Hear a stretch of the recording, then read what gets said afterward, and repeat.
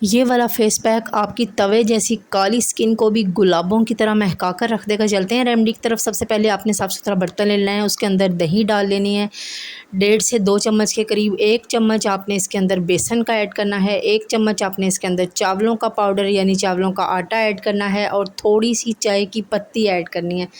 तमाम चीज़ें बहुत ज़्यादा ज़बरदस्त हैं जो आपकी स्किन को नीट बनाएंगी, क्लीन बनाएंगी, ग्लोइंग करेंगी, ब्राइट करेंगी, आपकी रंगत को निखारेंगी। और थोड़ी सी आपने इसके अंदर आंबा हल्दी यानी वाइल्ड टर्मरिक ऐड करनी है और थोड़ी सी आपने इसके अंदर रोज़ पेटल का पाउडर जो होता है ना, गुलाब की पत्तियाँ, उसका पाउडर आपने बना लेना है, उसे थोड़ा सा डालना है। और उसके बाद इसके अंदर आपने ऐड कर देना है जी एलोवेरा जेल।